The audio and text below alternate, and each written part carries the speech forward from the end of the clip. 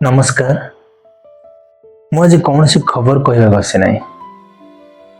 ଆଜି ମୁଁ କହିବାକୁ ଆସିଛି ଆମ ସମାଜରେ ଏକ ବହୁତ ବଡ଼ ସମସ୍ୟା ବିଷୟରେ। ଆଜିକାଲି ପ୍ରାୟ ଆମେ ପ୍ରତିଦିନ ଶୁଣୁଛୁ କେହି ପରୀକ୍ଷାରେ ଫେଲ ହୋଇ ଜୀବନ ହାରିଦେଲା, କେହି ଚାକିରି ଚାପରେ ଭାଙ୍ଗି ପଡ଼ିଲା, କେହି ପାରିବାରିକ ସମସ୍ୟାରେ ନିରାଶ ହୋଇ ଏକ ଭୁଲ ପଦକ୍ଷେପ ନେଇଗଲା। ଏଭଳି ଘଟଣା ଆଜି ଆମ ସମାଜରେ ବହୁତ ବଢ଼ି ଚାଲିଛି।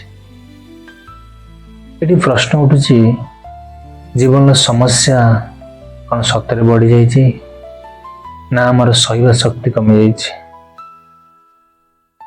ଜୀବନରେ ଯେତେ ବଡ଼ ସମସ୍ୟା ଆସୁ ସେ ଝଡ଼ କେବେ ବି ସବୁବେଳେ ରହିବ ନାହିଁ। ଖରାପ ସମୟ ମଧ୍ୟ ଦିନେ ନା ଦିନେ ଚାଲିଯିବ, କିନ୍ତୁ ଗୋଟିଏ ମୁହୂର୍ତ୍ତର ଭୁଲ ନିଷ୍ପତ୍ତି ସାରା ପରିବାରକୁ ଜୀବନ ସାରା କନ୍ଦାଇ ଦେବ।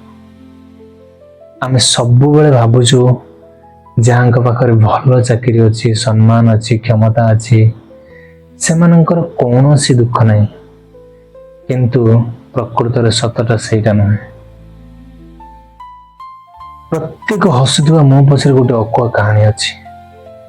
କିଛି ଦିନ ପୂର୍ବେ ଓଡ଼ିଶା କଟକର ଜଣେ ମହିଳା ପୁଲିସ ଅଫିସରଙ୍କ ଦୁଃଖଦ ମୃତ୍ୟୁ ସମସ୍ତଙ୍କୁ ସ୍ତବ୍ଧ କରିଦେଇଛି।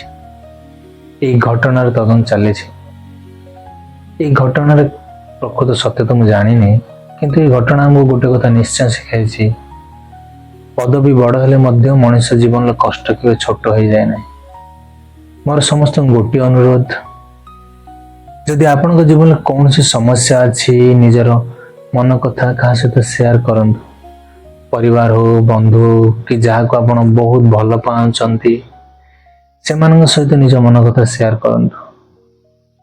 ସାହସିକତା ସାହାଯ୍ୟ ମାଗିବାରେ, ଜୀବନ ହାରିବାରେ ନୁହେଁ।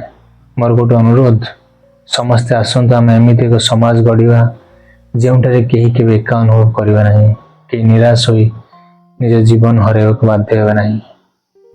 ଜୀବନର ମୂଲ୍ୟ ଅମୂଲ୍ୟ, ପ୍ରତ୍ୟେକ ସମସ୍ୟାର ସମାଧାନ ଅଛି, କିନ୍ତୁ ଜୀବନ ଥରେ ଚାଲିଗଲେ ଏହାର ବିକଳ୍ପ ନାହିଁ। ଧନ୍ୟବାଦ।